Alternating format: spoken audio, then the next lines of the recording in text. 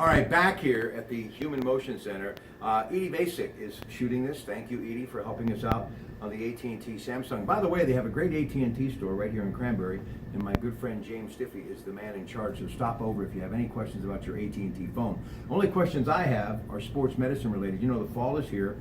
Football season, cross country, golf, all sorts of things happening out there, and yes, soccer. Absolutely love it, get a kick out of it. All right, now I want to talk about some things that you can do, all of you athletes, to stay on the field. Working on your speed with sprints 3 to 4 days a week. How is it that sprinting actually builds muscle, good muscle?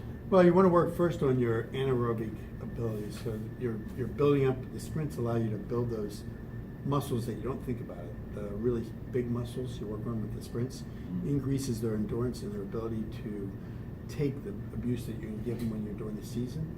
And if you do that on a regular basis, you do these kind of sprints and then you jog, sprints and then you jog, then you increase your aerobic ability by doing more of the long distance kind of activities. All right, performing agility exercises such as cone drills, zigzag runs, power runs. Why does all that help? Well, that's developing your neuromuscular ability to take those corners and be able to do things that you don't even think you're doing when you're, say, you're going to intercept a pass. Say you're going to go for a headbutt. You're going to go for a head hit for in soccer. It allows you to make that cut quickly and allows your body to be able to do that without putting it in danger. Listen, I've been a fan of soccer for a very long time. And you know, the old traditional high school coaches that I've known forever for football said many years ago, one of these days. But you know what? It's a good thing, and it really has, I think, given a lot of young people a chance to experience what being a student athlete is all about. What's your spin on the latest craze that is only the tip of the iceberg, because the sky's the limit as far as high school soccer builds, I think, strong mind and bodies? Yeah, I think that there's a huge resurgence and a huge interest and influence in soccer at this point by the parents and the kids, the coaches. People are kind of just really taking it to heart. It's a great sport. It's very aerobic. It's something that I think that kids of all ages, you don't have to be 6'8", like you do for basketball. You don't have to be 380 pounds like you do for football. Right. Yeah, you can be somebody that is fast, can be slightly slender, can be slight build, but has the quickness or the ability to cut quickly. So it allows those kids who we haven't seen in the other sports of the ability to participate in soccer.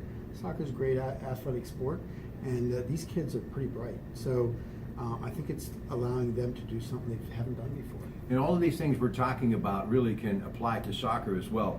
Weight training to increase strength, and it doesn't have to be a lot of weight. It can be lightweight and a lot of repetition, right? Oh yeah, that core gives you that explosive ability to kick that ball and to make explosive moves to the right or left. It's that lateral movement that allows you to do so. The weightlifting that these soccer kids are doing can be just as grueling and just as productive as the guys that you see in football and some of the other sports. Listen, Dr. DeMeo, the Allegheny Health Orthopedic Institute, Dr. Snell, obviously team physician of the Pirates. They have a number of high schools in and around the tri-state. But if you're a weekend warrior, you know, someone that's just trying to stay in shape, whether you're a millennial or you're a baby boomer, they can help you. If you pull a muscle or do something working in the yard, or maybe if you're a great union construction worker who, well, folks, has put a lot of sweat equity in your career and you need help to get back into your game, they can do that here as well. We're at the Human Motion Center in Cranberry. Now focus on total body movement. Why the whole body moving is a good thing.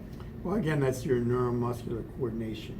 The ability to move the entire body in different directions is a coordination of your body that allows it to be explosive, to make moves, to perform at a level that's very high and not exposed to any kind of injury.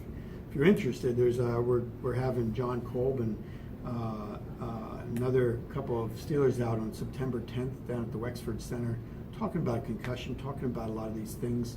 John Kolb just happens to be a kinesiologist, so he is very smart, and he's going to talk to the kids about some of that total body movement. And truly a great trainer in the business of weight training. It was one of his specialties as a Steeler during those Super Bowl years, and he is still continuing to practice what he preaches all these years later. Now, the last thing, we talk always about hydration. That's a given. You got to hydrate.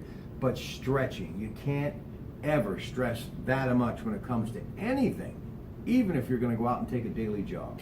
Yeah, we tell people after a little warm up, those muscles are nice and warm. Then we tell people to go ahead and stretch the big muscle groups for a good 30, 45 second stretch. Don't do the ballistic stretch where you bounce, but that stretch where you have a nice steady stretch. You do that to your major muscle groups like the back, the pelvis, sometimes the knees and the hips, the shoulders, anything that's a big muscle group or anything around a joint that's fairly large. Stretching those muscles allows those muscles to effectively work in a fashion that does not expose you to injury.